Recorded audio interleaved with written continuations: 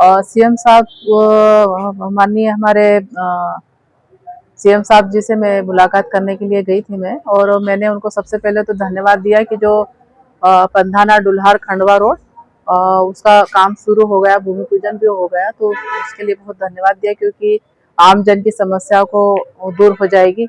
उस रोड से ऐसी घटनाएं जो होती है वो घटनाएं नहीं हो पाएगी।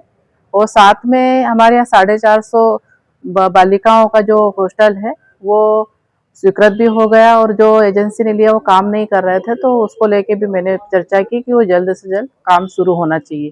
साथ में अभी हमारे यहाँ लोकार्पण और भूमि पूजन दोनों हैं, तो सीएम साहब से उनको आमंत्रण दिया, मैंने निवेदन किया कि पंधाना विधानसभा में अभी 300 करोड़ की वहाँ परियोजना है, उसका लोकार्पण करना है। और सीएम राइज स्कूल है, इसके साथ में एसडीएम कार्यालय है, कुछ हमारे उप स्वास्थ्य केंद्र जो हैं साथ, वो उनका भी लोकार्पण करना है।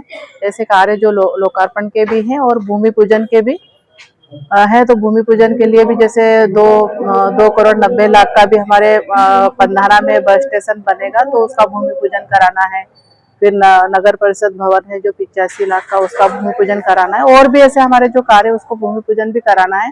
तो उसी के लिए कि 2 साल हो गए अभी हमारे यहाँ आए नहीं सीएम साहब। सिर्फ एक कार्यक्रम जो 10 बच्चे जो हमारे यहाँ जिनकी मौत हुई थी पाडल फाटा के, उसमें शोक संवेदना के लिए आए थे वो। तो अभी उनसे यही निवेदन किया है कि हमारी पंधाना विधानसभा में आके आप लोकार्पण और भूमि पूजन के लिए आमंत्रित है, आप आइए। इसीलिए मैं परसों उनसे मिली थी। इसके साथ में जैसे पंधाना विधानसभा में मैंने जब चुनाव लड़ी थी उसे समय संकल्प लिया था और यही कहा था कि पूरे पंधाना विधानसभा को धूल मुक्त करूंगी। पिछले 2 साल में 40 रोड ऐसे हैं कि जो बन गए हैं, और बाकी हमने 164 जो रोडों के हम प्रधानमंत्री ग्रामीण सड़क योजना के माध्यम से उसकी हमने सूची दी थी, उसमें सर्वे हुए और उसमें अभी 29 रोड मतलब आ भी गए हैं सर्वे में। और बाकी के और हमने बात की है कि गांव से गांव को जोड़ना चाहिए, और ज़्यादा से ज़्यादा क्षेत्र में जो रोड बनेंगे तो हमारे गांव के आमजन की समस्या दूर हल हो जाएगी।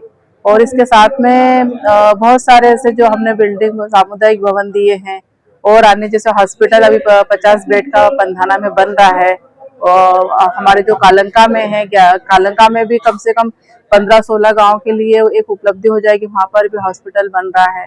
जैसे गांधवा में है वो भी अभी बन रहा है। तो ऐसे बहुत सारे कार्य जो हमने कराए हैं 2 साल के कार्यकाल में। और अभी फिर से सीएम साहब आएंगे तो हमारे जो बड़े काम है, और मैं ये चाहती हूँ कि हमारे यहाँ जो है पंधाना विधानसभा, यहाँ पर हमारे किसान भाई प्याज की खेती अधिक करते हैं, अरबी की खेती करते हैं, तो उसी को लेके माननीय हमारे मुख्यमंत्री जी और माननीय हमारे केंद्रीय कृषि मंत्री जी माननीय शिवराज सिंह जी से भी मैंने मुलाकात की थी, और उनको कहा था कि यहाँ पर एक प्याज की यूनिट होना चाहिए, यहाँ पाउडर बने और ये बाहर जाए पाउडर यहाँ का।